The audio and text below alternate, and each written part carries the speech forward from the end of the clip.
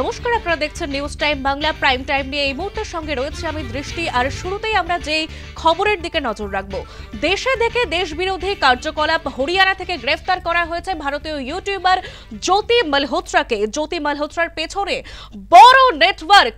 দেশে থেকে দেশ বিরোধী কার্যকলাপ হরিয়ানা থেকে গ্রেফতার করা হয়েছে ভারতীয় ইউটিউবার জ্যোতি মালহোত্রাকে। বড় গুপ্তচর নেটওয়ার্কের অংশ এই জ্যোতি মালহোত্রা।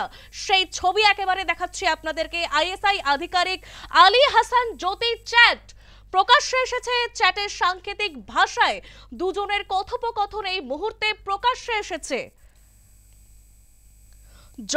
সময় যত এগোচ্ছে আরো প্রকাশ্যে আসছে জ্যোতির আইএসআই যোগ। জ্যোতি মালহোত্রার পেছনে বড় নেটওয়ার্ক, বড় গুপ্তচর নেটওয়ার্কের অংশ এই ভারতীয় ইউটিউবার জ্যোতি মালহোত্রা। যেই খবর দেখাচ্ছি আপনাদেরকে একেবারে সরাসরি জ্যোতি মালহোত্রার ছবি। হরিয়ানা থেকে গ্রেফতার করা হয়েছে এই জ্যোতি মালহোত্রাকে। জ্যোতি মালহোত্রার পেছনে বড় নেটওয়ার্ক, বড় গুপ্তচর নেটওয়ার্কের অংশ জ্যোতি।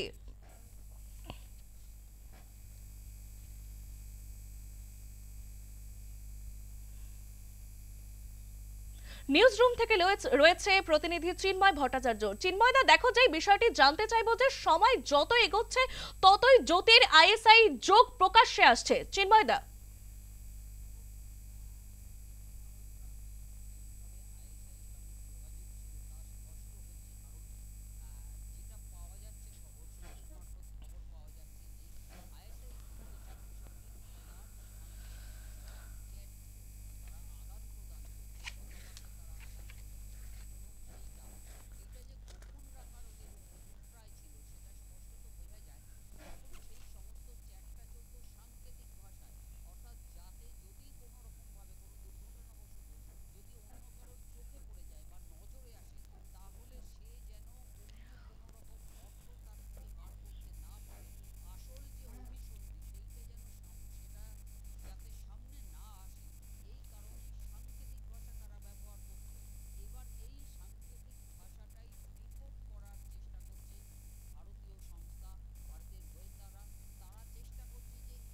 তাদের মধ্যে কি বিষয়ে কথোপকথন চলতো, চ্যাট যে চলতো, তারা কি নিয়ে আদান প্রদান করতেন কথাবার্তা, এই গোটা বিষয়টাই সামনে আসছে।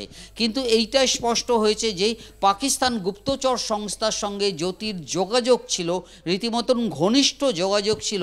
সেইটা কিন্তু এই যে তথ্যটা উঠে আসছে যে সাংকেতিক ভাষায় চ্যাট, তার মধ্যে দিয়েই স্পষ্ট হচ্ছে। দৃষ্টি। চিন্ময়দা, আরো একটা বিষয় জানতে চাইবো যে কলকাতায় এত ঘোরার জায়গা বেছে বেছে কেন রেল স্টেশনের ভ্লগ ছবি পোস্ট করতো জ্যোতি? না, দেখো, এটার অনেকগুলো বিষয় রয়েছে।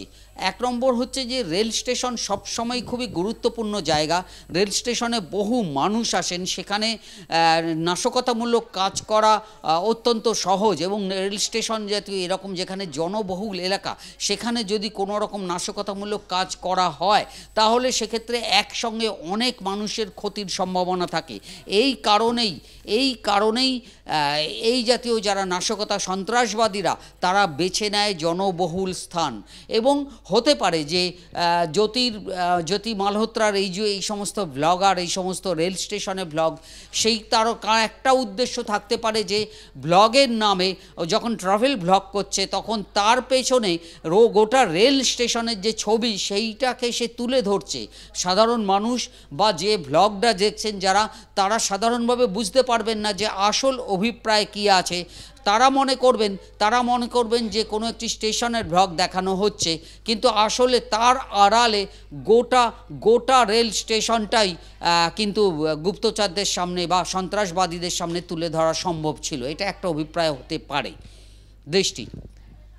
একেবারে সঙ্গে থেকে চিন্ময়দা।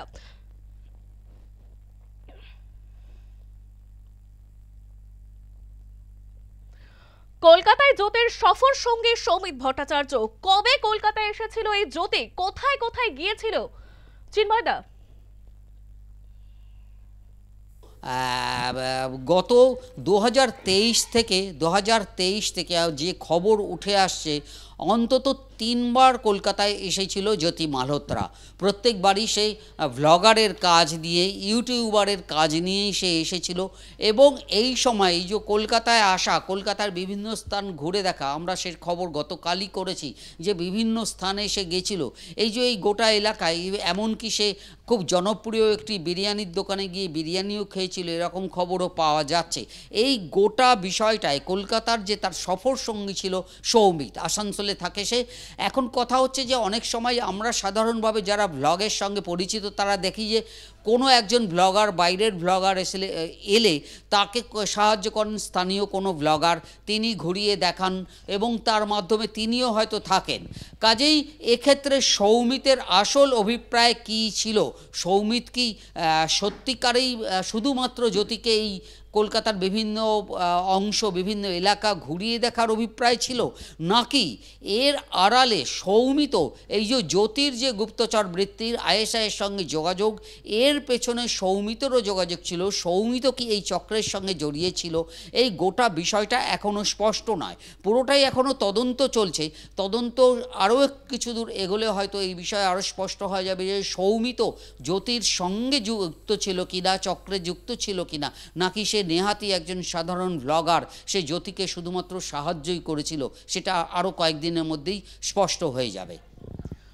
একেবারে সঙ্গে থাকো চিন্ময়দা। 2023-25 সালে 3 বার পাকিস্তানে যায় এই জ্যোতি মালহোত্রা। দিল্লিতে পাকিস্তান হাই কমিশনেও যাতায়াত ছিল এই জ্যোতির।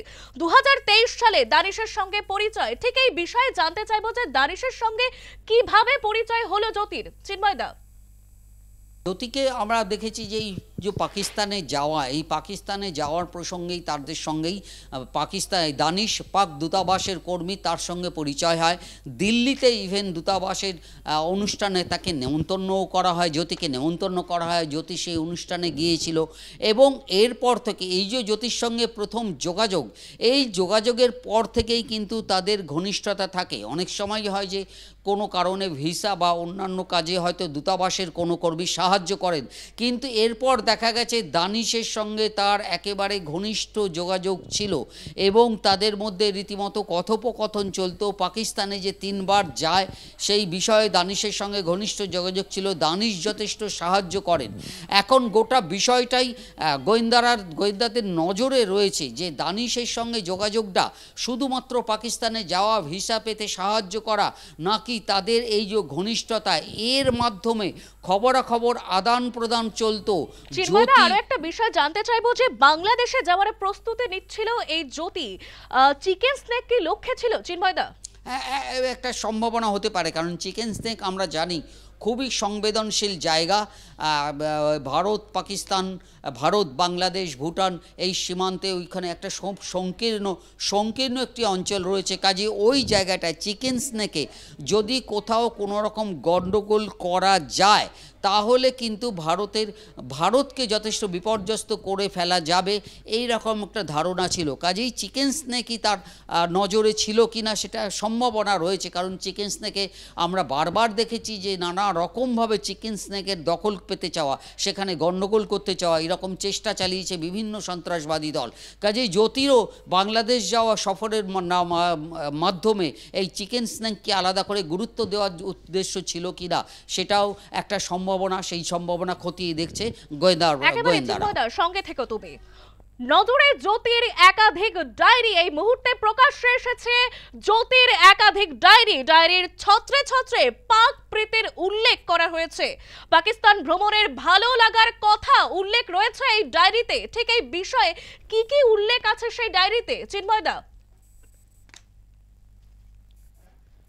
এই সমস্ত যেটুকুনি খবর আমরা পাচ্ছি সূত্র মারফত, তাতে এটা বলা যাবে যে সেই ডায়েরির ছত্রে ছত্রে পাকিস্তানের যে প্রশংসা করা রয়েছে, পাকিস্তানের প্রশংসা এইটা কিন্তু পাকিস্তানের কোনো নেতা বা পাকিস্তানের রাষ্ট্রের সঙ্গে যুক্ত রয়েছে এরকম কারোর প্রশংসা করা নেই। এমনি সাধারণভাবে পাকিস্তান দেশটার প্রশংসা রয়েছে, পাকিস্তানের মানুষের প্রশংসা করা রয়েছে। কাজেই আপাত দৃষ্টিতে এক নজরে অন্য কারোর যদি পাকিস্তানের ডায়েরিটা জ্যোতির ডায়েরি যদি নজরে আসে তাহলে খুব বেশি কিছু পাওয়া যাবে না। কিন্তু এই পাকিস্তান যে প্রীতি, এর মাধ্যমে পাকিস্তানের হয়ে প্রচার চালানোই কি জ্যোতির লক্ষ্য ছিল, সেটাও খতিয়ে দেখছেন গোয়েন্দারা। একেবারে ধন্যবাদ চিন্ময়দা সঙ্গে থাকার জন্য। এ বিষয়ে হরিয়ানা পুলিশ কি জানিয়েছে শোনাবো আপনাদের। देखिए, इस केस में पुलिस की तरफ से जांच की जा रही है। सभी चीज़ों को बहुत ही माइन्यूटली स्टडी किया जा रहा है। उनका प्रियंका का लिंक विद ज्योति एंड सभी एजेंसीज के साथ भी हम टच में हैं। हरियाणा पुलिस के साथ भी हम संपर्क में हैं। सभी चीज़ों को इन्वेस्टिगेशन के दायरे में लिया जा रहा है। उनका पूरी का विजिट, वो कहाँ पे रहे, वो कहाँ पे वो घूमने के लिए गए, ये सारी चीज़ों को इन्वेस्टिगेशन के दायरे में लिया जा रहा है। কাশ্মীরে যাচ্ছে তৃণমূলের প্রতিনিধি দল, এই খবর নিয়ে ফিরছি, কিন্তু সময় এখন ছোট্ট একটি বিরতির। ফিরে এলাম বিরতির পর, আর এবার যে খবরের দিকে নজর রাখবো আমরা। কাশ্মীরে যাচ্ছে তৃণমূলের প্রতিনিধি দল। পাক হামলায় আহতদের সঙ্গে কথা বলতে কাশ্মীরে যাচ্ছে তৃণমূলের প্রতিনিধি দল। 5 সদস্যের প্রতিনিধি দল যাবে শ্রীনগর, পুঞ্চ, রাজৌরিতে। দলে রয়েছে ডেরেক ও ব্রায়েন, নাদিমুল হক, রয়েছে মানস ভূঁইয়া, সাগরিকা ঘোষ, মমতা বালা ঠাকুর। পাক হামলায় আহতদের সঙ্গে কথা বলবেন তারা। কাশ্মীরে যাচ্ছে তৃণমূলের প্রতিনিধি দল। পাক হামলায় আহতদের সঙ্গে কথা বলবেন তারা। ফিরে এলাম বিরতির পর, নজর রাখবো গুরুত্বপূর্ণ খবরের দিকে। এখনো পর্যন্ত বিকাশ ভবনের সামনে অবস্থানে অনড় চাকরিহারারা। 14 দিন পার, আন্দোলনের 14 দিন কেটে গিয়েছে, তবুও এখনো পর্যন্ত বিকাশ ভবনের সামনে অবস্থানে অনড় চাকরিহারারা। এই বিষয়ে চাকরিহারারা কি জানিয়েছেন শোনাবো।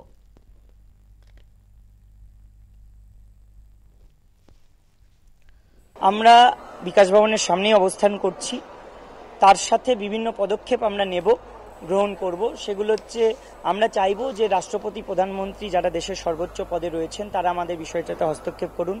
যেহেতু আমাদের সাংবিধানিক অধিকার রক্ষা হয়নি, সেই জন্য রাষ্ট্রপতির কাছে আমাদের আবেদন থাকবে যে তিনি এই বিষয়টাতে হস্তক্ষেপ করে কিভাবে সাংবিধানিক অধিকারটা রক্ষা করা যায় সেটা যেন একবার দেখেন। এ বিষয়ে প্রতিবেদন তুলে ধরেছে প্রতিনিধি স্বপ্না ঘোষ, শোনাবো। 14 দিন হয়ে গেল, এখনো পর্যন্ত শিক্ষক শিক্ষিকারা, যোগ্য শিক্ষক শিক্ষিকারা, এই চাকরিহারা শিক্ষক শিক্ষিকারা, তারা কিন্তু এখনো পর্যন্ত বিকাশ ভবনের সামনে অবস্থান করে রয়েছেন এবং দিন রাত তারা অবস্থান করে রয়েছেন। এই বিকাশ ভবন চত্বর জুড়ে তারা রয়েছেন।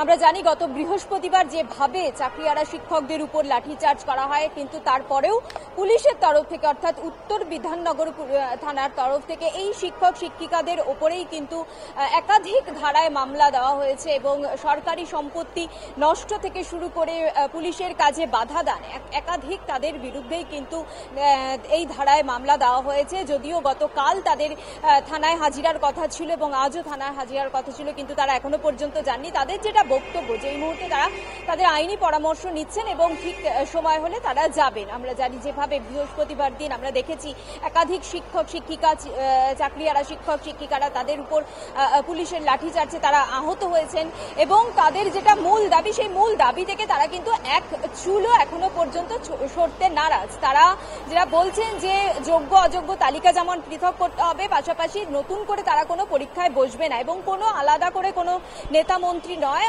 শুধুমাত্র মুখ্যমন্ত্রী মমতা বন্দ্যোপাধ্যায়ের সঙ্গেই তারা কথা বলবে, এমনটাই তারা দাবি জানাচ্ছেন। এবং যতক্ষণ না পর্যন্ত, অর্থাৎ যতদিন না পর্যন্ত বাংলার বাড়ি প্রকল্পে আর্থিক ঘোষণা মুখ্যমন্ত্রীর, এই খবর নিয়ে ফিরছি, কিন্তু সময় এখন ছোট্ট একটি বিরতির। ফিরে এলাম বিরতির পর, আর এবার যে খবরের দিকে নজর রাখবো আমরা। বাংলার বাড়ি প্রকল্পে আর্থিক ঘোষণা করলেন মুখ্যমন্ত্রী মমতা বন্দ্যোপাধ্যায়। বাংলার বাড়ি প্রকল্পে আর্থিক ঘোষণা মুখ্যমন্ত্রীর। বাংলার বাড়ি প্রকল্পে আরো 12 লক্ষ বাড়ি। ডাবডামে বললেন মুখ্যমন্ত্রী মমতা বন্দ্যোপাধ্যায়, 12 লক্ষ পরিবারকে 1,20,000 টাকা সাহায্য। 2 কিস্তিতে টাকা দেওয়ার ঘোষণা মুখ্যমন্ত্রী মমতা বন্দ্যোপাধ্যায়ের। প্রথম কিস্তিতে 7,200 কোটি টাকা, দ্বিতীয় কিস্তিতে 7,200 কোটি টাকার ঘোষণা করলেন মুখ্যমন্ত্রী মমতা বন্দ্যোপাধ্যায়। ডাবগ্রাম থেকে বললেন মুখ্যমন্ত্রী মমতা বন্দ্যোপাধ্যায়। বাংলার বাড়ি প্রকল্পে আর্থিক ঘোষণা মুখ্যমন্ত্রী মমতা বন্দ্যোপাধ্যায়ের। বাংলার বাড়ি প্রকল্পে আরো 12 লক্ষ বাড়ি। ডাবগ্রামে বললেন মমতা বন্দ্যোপাধ্যায়। 12 লক্ষ পরিবারকে 1,20,000 টাকা সাহায্য, 2 কিস্তিতে টাকা দেওয়ার ঘোষণা মুখ্যমন্ত্রীর।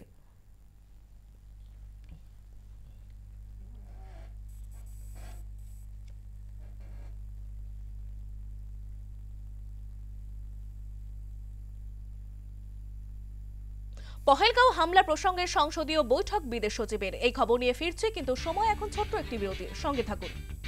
পহেলগাম হামলা প্রসঙ্গে সংসদীয় বৈঠক, সোমবারের বৈঠকে বিদেশ সচিব বিক্রম মিশ্রি। পহেলগাঁও হামলা প্রসঙ্গে সংসদীয় বৈঠকে উপস্থিত তৃণমূলের সাংসদ অভিষেক বন্দ্যোপাধ্যায়। সোমবারের বৈঠকে বিদেশ সচিব বিক্রম মিশ্রি উপস্থিত ছিলেন। অভিষেক বন্দ্যোপাধ্যায় বৈঠকে শাসক বিরোধী দলের প্রতিনিধিরাও কিন্তু উপস্থিত ছিলেন। বৈঠকে কৌশলী প্রশ্ন তুললেন তৃণমূল সাংসদ অভিষেক বন্দ্যোপাধ্যায়।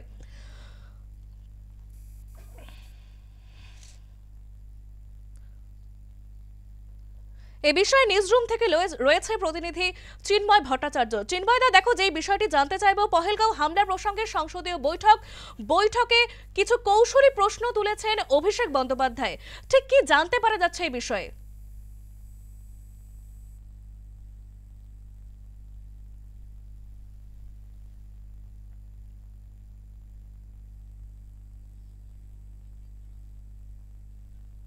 পহেলগাঁও হামলা প্রসঙ্গে সংসদীয় বৈঠকে উপস্থিত বিদেশ সচিব বিক্রম মিশ্রি, এছাড়াও রয়েছেন শাসক বিরোধী দলের প্রতিনিধিরা। এই বিষয়ে তৃণমূল সাংসদ অভিষেক বন্দ্যোপাধ্যায় কি জানিয়েছেন শোনাবো।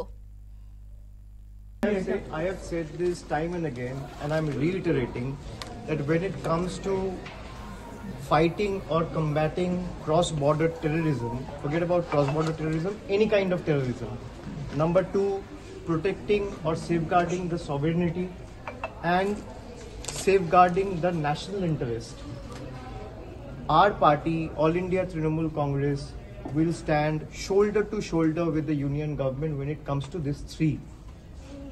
And I'm reiterating it again today. आपको अगर पार्लियामेंट्रियंस को भेजना है, और मुझे लगता है भेजना चाहिए, कोई दिक्कत नहीं है, लेकिन साथ में जो सेना के लोग लड़े, जो ऑपरेशन सिंदूर को सामने से लीड किया, आप उनको भी भेजो ना, वो ज्यादा बता पाएंगे। पाकिस्तान ने किस तरीके से टेरर को मदद किया है पिछले 5-6 दशकों में, वो पूरा दुनिया को जानना चाहिए। मैं बिल्कुल सहमत हूं, and the world needs to come together and fight this collectively. लेकिन मेरा पार्टी से कौन जाएगा, ये पार्टी का लीडर तय करेगा, बीजेपी तय नहीं करेगा। मैं आपको ये बता सकता हूँ कि अगर वो अभी भी हमें बोलेंगे कि हमको 4 मेंबर तृणमूल से चाहिए, मैं 1 घंटा में 4 नाम दे दूंगा। इट्स नॉट अबाउट विड्रॉन, कौन जाएगा वो पार्टी ठीक करेगा। हो सकता है यूसुफ पठान जाए, हो सकता है नहीं जाए। I am talking about the approach. आप तय नहीं कर सकते कि तृणमूल से कौन जाएगा, तृणमूल से कौन जाएगा, तृणमूल तय करेगा। भाई चुन के आए ना, they are not nominated, they are not here on the mercy of the ruling dispensation. चुन के आए। So Abhishek, you are willing to send representatives? Absolutely. But the government has to approach the leadership. Absolutely. Newsroom থেকে রয়েছে সরাসরি চিন্ময় ভট্টাচার্য প্রতিনিধি। চিন্ময়দা, দেখো, যেই বিষয়টি জানতে চাইবো, পহেলগাঁও হামলা প্রসঙ্গে সংসদীয় বৈঠকে কিছু কৌশলী প্রশ্ন তুলেছেন তৃণমূল সাংসদ অভিষেক বন্দ্যোপাধ্যায়, বিস্তারিত জানবো চিন্ময়দা। দেখো, গতকালই আমরা দেখেছি যে এই বৈঠকে উপস্থিত ছিলেন অভিষেক বন্দ্যোপাধ্যায় এবং আরও বিভিন্ন দলের সংসদীয় যে কমিটি, সেই কমিটির যারা সদস্য তারাও উপস্থিত ছিলেন। এবং সেখানে যে প্রশ্নটি অভিষেক বন্দ্যোপাধ্যায় প্রধানত যেটি তোলেন, যে নিরাপত্তা বিষয়ক ছিল, যে জঙ্গিরা কিভাবে প্রবেশ করলেন, কিভাবে আক্রমণ চালানো গেল, এই বিষয়ে তিনি প্রশ্ন করেন। বিদেশমন্ত্রী ছিলেন সেই বৈঠকে, তাকে প্রশ্ন করেন। এবং আরও আরেকটি প্রশ্ন তিনি করেছেন, যেটা হচ্ছে যে ট্রাম্প সম্পর্কে। মার্কিন প্রেসিডেন্ট ট্রাম্প তিনি বারবার দাবি করেছেন যে তার কথাতেই ভারত এবং পাকিস্তান সংঘর্ষ বিরতিতে রাজি হয়েছে এবং তিনিই মধ্যস্থতা করেছেন এবং বাণিজ্য বন্ধ করে দেওয়ার হুঁশিয়ারি দিয়েছেন। এই বারে আমরা দেখেছি মার্কিন প্রেসিডেন্ট বারে এই রকম বিবৃতি দিয়েছেন। সেই বিষয়ে প্রশ্ন করেন অভিষেক বন্দ্যোপাধ্যায় যে ট্রাম্প যেটা বলছেন, মার্কিন রাষ্ট্রপতি যে দাবি জানাচ্ছেন, সেটা কতটা সত্যি, সেই বিষয়ে ভারতের জবাবটা কি, ভারতের বক্তব্য কি, ভারত কেন তার জবাব দিচ্ছে না, এই নিয়েই বৈঠকে মূলত এই দুটি প্রশ্নই করেন অভিষেক বন্দ্যোপাধ্যায়।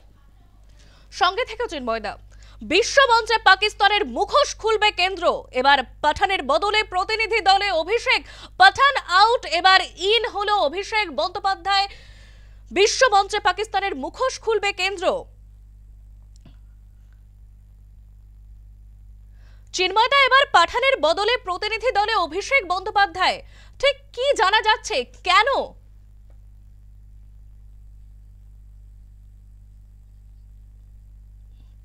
বিশ্বমঞ্চে পাকিস্তানের মুখোশ খুলবে কেন্দ্র, এবার পাঠানের বদলে প্রতিনিধি দলে তৃণমূল সাংসদ অভিষেক বন্দ্যোপাধ্যায়।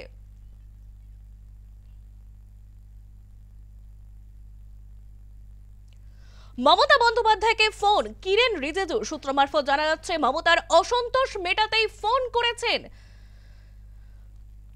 দলের তরফে অভিষেকের নাম প্রস্তাব করেছেন মুখ্যমন্ত্রী মমতা বন্দ্যোপাধ্যায়। পাঠানের বদলে অভিষেকের নাম প্রস্তাব রেখেছেন মুখ্যমন্ত্রী মমতা বন্দ্যোপাধ্যায়। বিশ্বমঞ্চে পাকিস্তানের মুখোশ খুলবে কেন্দ্র, এবার পাঠানের বদলে প্রতিনিধি দলে অভিষেক বন্দ্যোপাধ্যায়। মমতা বন্দ্যোপাধ্যায়কে ফোন কিরেন রিজিজুর। মমতার অসন্তোষ মেটাতেই ফোন। সূত্র মারফত জানা যাচ্ছে দলের তরফে অভিষেকের নাম প্রস্তাব মমতার। নিউজ রুম থেকে সরাসরি রয়েছে প্রতিনিধি চিন্ময় ভট্টাচার্য। চিন্ময়দা, দেখো, যে বিষয়টি জানতে চাইবো, এবার পাঠানের বদলে প্রতিনিধি দলে অভিষেক বন্দ্যোপাধ্যায়, বিস্তারিত ঠিক কি জানা যাচ্ছে? না দেখো, আমরা দেখেছি যে ইউসুফ পাঠানকে যখন কেন্দ্রীয় সরকারের তরফ থেকে জানানো হয় যে ইউসুফ পাঠান প্রতিনিধি দলে থাকবেন, তখন গতকালই আমরা দেখেছি মমতা বন্দ্যোপাধ্যায় এবং অভিষেক বন্দ্যোপাধ্যায় দুজনই আপত্তি জানিয়েছেন এবং তাদের মূল বক্তব্য যেটা ছিল যে তৃণমূল দলকে না জানিয়ে, তৃণমূল কংগ্রেসের অনুমতি না নিয়ে কেন ইউসুফ পাঠানকে দলে নির্বাচিত মনোনয়ন দেওয়া হলো, এই বিষয়ে আপত্তি জানিয়েছিলেন। এবং আজকে আমরা দেখলাম যে ইউসুফ পাঠানের জায়গায় গতকাল আমরা জানতে পেরেছিলাম যে তৃণমূলের কোনো প্রতিনিধি থাকবেন না, কিন্তু আজকে যেটা আমরা দেখতে পেলাম যে ইউসুফ পাঠানের জায়গায় অভিষেক বন্দ্যোপাধ্যায়ের নাম প্রস্তাব করা হয়েছে এবং অভিষেক বন্দ্যোপাধ্যায়কে ওই প্রতিনিধি দলে নির্বাচিত করা হয়েছে। যদিও প্রশ্ন উঠছে যে ইউসুফ পাঠান তিনি ভারতের প্রাক্তন জাতীয় ক্রিকেটার, ভারতের হয়ে তিনি দীর্ঘদিন ক্রিকেট খেলেছেন, বিশ্বকাপ চ্যাম্পিয়ন দলের সদস্য ছিলেন ইউসুফ পাঠান। আন্তর্জাতিক ক্ষেত্রে তার একটা পরিচিতি আছে এবং এক্ষেত্রে এই দলটি যে 7টি দল বিভিন্ন জায়গায় যাবে, তারা বিশ্বের বিভিন্ন জায়গায় ট্রাভেল করবেন, সেখানে ইউসুফ পাঠানের যে পরিচিতি সেইটা হয়তো কাজে লাগতো। তা সেই জায়গায় তৃণমূল সেখানেই আপত্তি জানিয়েছে যে ইউসুফ পাঠানকে তারা শেষ পর্যন্ত ইউসুফ পাঠানের নাম তুলে নিয়েছে, প্রত্যাহার করে নিয়েছে। এবং সেই জায়গায় আজ সকালে কিরেন রিজিজু মমতা বন্দ্যোপাধ্যায়কে ফোন করেন এবং সূত্র মারফত যেটা জানা যাচ্ছে যে মমতা বন্দ্যোপাধ্যায় নিজেই অভিষেক বন্দ্যোপাধ্যায়ের নাম প্রস্তাব করেন এবং সেটি গৃহীত হয়। একেবারে চিন্ময়দা, ধন্যবাদ সঙ্গে থাকার জন্য।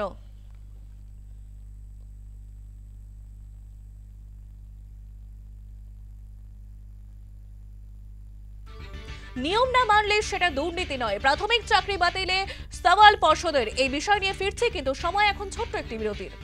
ফিরে এলাম বিরতির পর, আসছি পরের খবরে। প্রাথমিকে 32,000 চাকরি বাতিল মামলা। প্রাথমিকে 32,000 চাকরি বাতিল মামলা।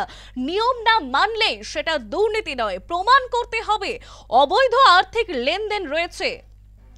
এ বিষয়ে টেলিফোন লাইনে রয়েছে প্রতিনিধি মৌমিতা মিত্র। মৌমিতা, দেখো যে বিষয়টি জানতে চাইবো, প্রাথমিকে 32,000 চাকরি বাতিল মামলা, প্রমাণ করতে হবে অবৈধ আর্থিক লেনদেন রয়েছে। এ বিষয়ে ঠিক কি সওয়াল করেছে মধ্য প্রাথমিক শিক্ষা পর্ষদ?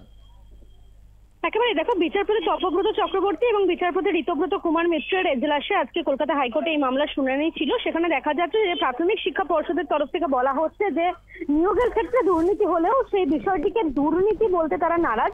তাদের বক্তব্য যে নিয়োগের ক্ষেত্রে কোন রকম নিয়ম মানা হয়নি, সেই অভিযোগ ইতিমধ্যে সামনে এসেছে, কিন্তু সেটাকে শুধুমাত্র দুর্নীতি বলে এটাকে আখ্যায়িত করা যাবে না। পর্ষদের বক্তব্য যে এটা কোনো দুর্নীতি নয়। এবং কলকাতা হাইকোর্টে যে 32,000 শিক্ষকের চাকরি বাতিল করা হয়েছিল, সেখানে দুর্নীতির যে অভিযোগ সামনে আনা হচ্ছে সেটা একেবারেই তারা মানতে নারাজ। রাজ্যের তরফ থেকে সওয়াল করা হয়, আইনজীবী কিশোর দত্ত একাধিক বিষয়ে সওয়াল করেন এবং তৎকালীন সময় যেহেতু বিচারপতি অভিজিৎ গঙ্গোপাধ্যায় এই মামলার দায়িত্বে ছিলেন, তিনি তার ব্যক্তিগত মতামত পোষণ করেছিলেন। সেই বিষয়টাও আদালতকে জানানো হয়েছে। 12ই জুন মামলার পরবর্তী শুনানি এবং সেখানে বলা হচ্ছে যে চাকরি বাতিলের ক্ষেত্রে যে অভিযোগ সামনে আনা হয়েছে সেক্ষেত্রে নিয়োগে দুর্নীতির বিষয়টা একেবারেই মধ্যশিক্ষা একেবারে মৌমিতা, ধন্যবাদ সঙ্গে থাকার জন্য। প্রাথমিকের 32,000 চাকরি বাতিল মামলা, নিয়ম না মানলেই সেটা দুর্নীতি নয়।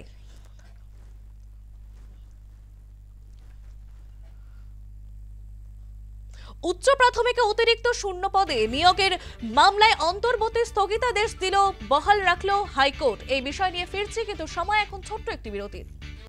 ফিরে এলাম বিরতির পর, আর এবার যে বিষয়ের দিকে নজর রাখবো, উচ্চ প্রাথমিকে অতিরিক্ত শূন্য পদে নিয়োগের মামলায় অন্তর্বর্তী স্থগিতাদেশ বহাল হাইকোর্টের, অন্তর্বর্তী স্থগিতাদেশ বহাল ডিভিশন বেঞ্চের। সিঙ্গল বেঞ্চের নির্দেশের ওপর কোনো স্থগিতাদেশ নয়, নির্দেশ বিচারপতি সৌমেন সেন, স্মিতা দাসের ডিভিশন বেঞ্চের। উচ্চ প্রাথমিকে অতিরিক্ত শূন্য পদে নিয়োগের মামলায় অন্তর্বর্তী স্থগিতাদেশ বহাল হাইকোর্টের।